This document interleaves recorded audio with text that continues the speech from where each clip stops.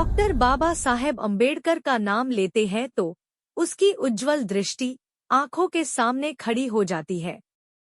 सूर्यों की तेज चमक अम्बेडकर और उनके व्यक्तित्व का बड़ा हिस्सा है। भारत रत्न बाबा साहेब अम्बेडकर, जिन्होंने अपनी बौद्धिकता की उज्जवल सुनहरी किरणें संपूर्ण समाज पर फैलाई हैं।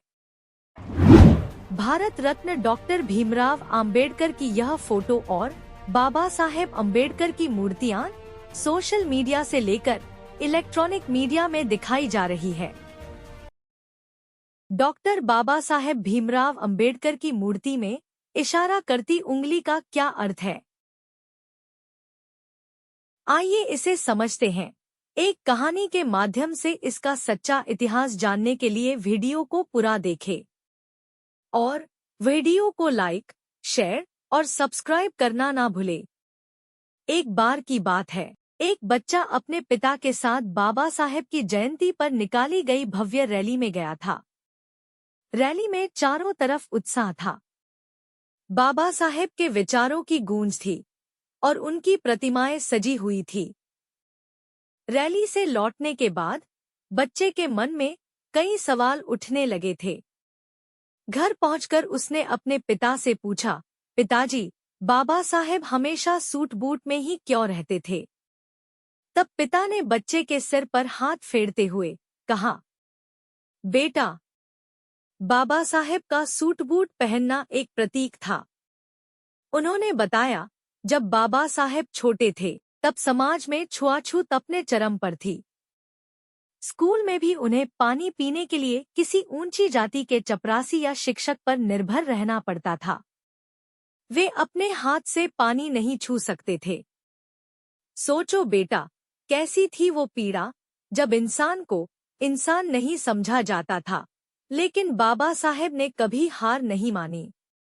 बड़ौदा के महाराजा गायकवाड़ ने उन्हें विदेश में पढ़ाई करने का अवसर दिया।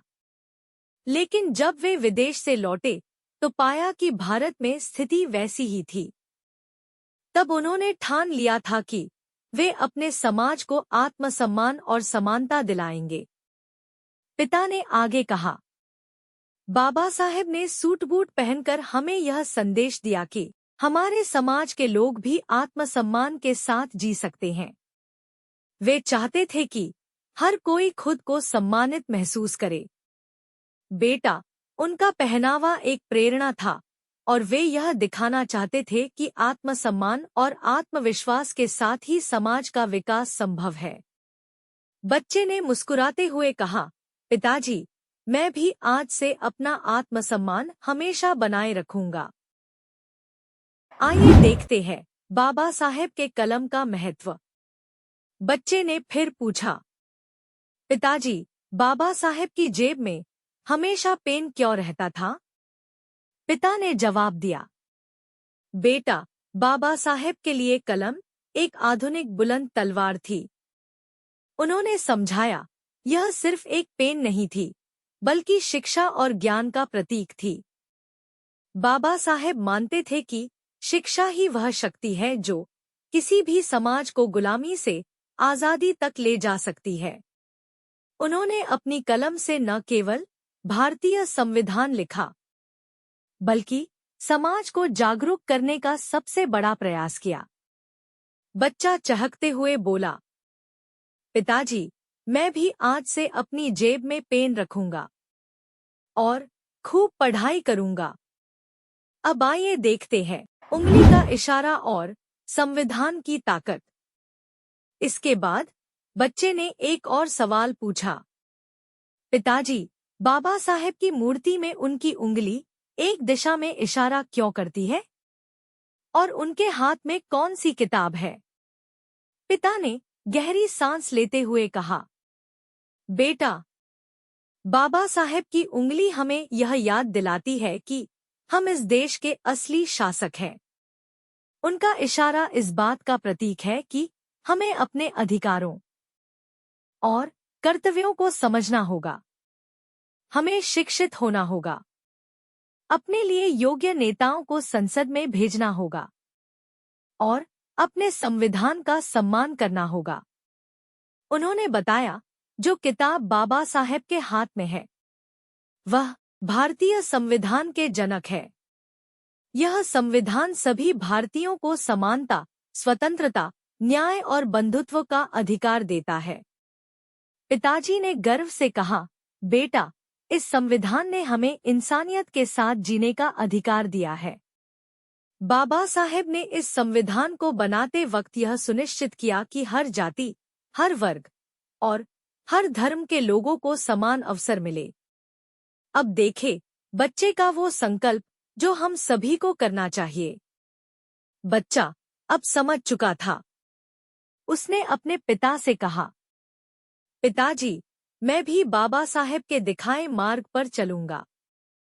मैं शिक्षित बनूंगा, अपने अधिकारों को समझूंगा और इस देश का नेतृत्व करने के लिए खुद को तैयार करूंगा।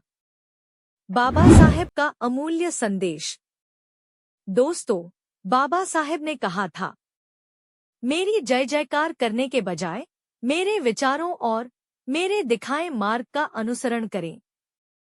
उनकी मूर्ति की इशारा करती उंगली हमें याद दिलाती है कि हमें स्कूल जाना है, पढ़ाई करनी है और समाज को जागरूक बनाना है। यदि आपको यह कहानी प्रेरणादायक लगी हो तो इसे अपने जीवन में उतारें।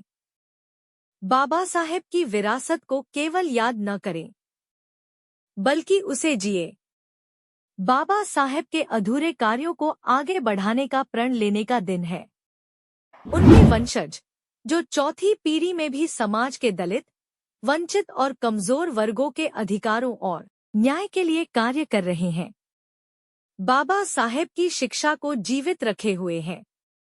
हमारे मसीहा बाबा साहेब के वंशज आज भी बाबा साहेब के अधूरे सपनों को पूरा करने का प्रयास कर रहे हैं।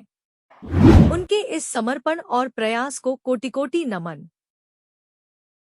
उनके बाद की चौथी पीढ़ी ने भी सामाजिक, राजनीतिक और धार्मिक क्षेत्रों में दलित समाज को न्याय और अधिकार दिलाने, देश सेवा में महत्वपूर्ण योगदान दिया है और आगे भी देते रहेंगे।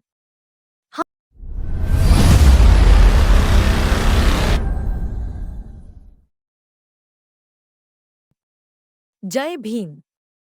नमो बुद्धाय। इस तरह के और जानकारीपूर्ण वीडियो के लिए जय भीम जय भारत चैनल को लाइक, शेयर और सब्सक्राइब करना न भूलें। धन्यवाद। धन्यवाद। जय भीम।